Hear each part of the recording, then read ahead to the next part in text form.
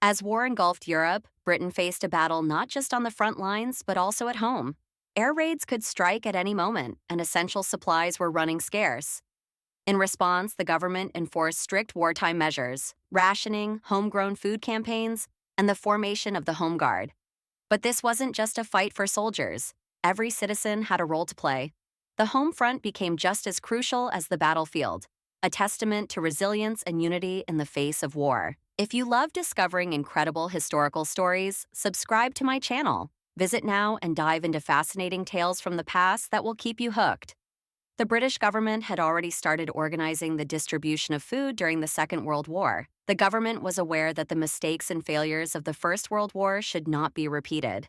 Food rationing and the establishment of the Ministry of Food did not occur until 1918, the last year of World War I. Before 1918, low-income people went hungry because distribution was based on supply and demand. Riots frequently occurred. The food department was created by the British government in 1936 and was in charge of storing wheat and sugar while preparing for a nationwide rationing program. The government had already started advising the populace on how to set up their food stores by 1939. I see no objection to households accumulating small reserves of suitable foodstuffs, equivalent to about 1 week's normal requirements in peacetime. The president of the Board of Trade told Parliament in 1939, such household reserves would be a beneficial addition to the nation's overall stockpiles. Leaflets with tips on how to store food at home were given out, with a focus on canned goods and the importance of preserving necessities like sugar, flour, and tea. In the event of war, the country would be immediately rationed with a limited supply of meat, butter, cheese, milk, flour, tea, sugar, potatoes, and cereals, according to one booklet published by the Canned Foods Advisory Bureau.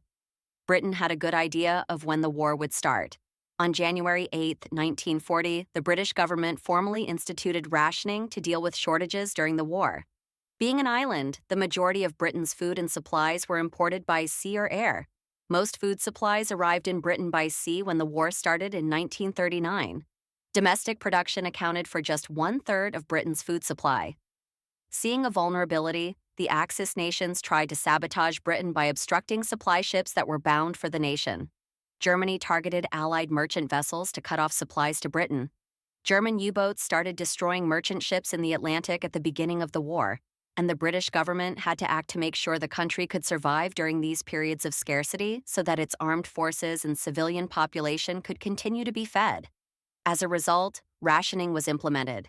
The Ministry of Food, which had been founded in 1918 during World War I, was in charge of rationing. In addition to guaranteeing that everyone in the nation would be able to access a fair portion of the nation's food supply at a fair price, it meant that food and other supplies would be limited for everyone.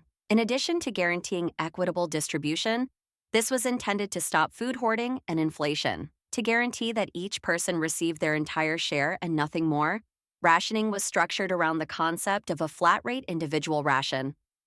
To control distribution, the customer had to register with a retailer. From children to heavy workers, this system was unable to meet their varied needs. Although they existed before the war, differential rationing systems were never implemented. Everyone received ration books with coupons inside to make sure rationing was effective. Each person using these books had to register at a store. Soon after the introduction of national registration in 1939, ration books were introduced. A national register was created by the National Registration Act, which mandated that people show their new identification cards to a police station within 48 hours or produce them upon request. By 1939, there were 44 million ration books in use. Everyone over the age of 6 received the white-brown RB1 ration book, while younger children received the green RB2 ration book. The shopkeeper marked off coupons to indicate that a purchase had been made. Sugar, butter, and bacon were among the rationed foods. This was extended to include other foods by 1942, such as cooking fat, milk, meat, cheese, and eggs.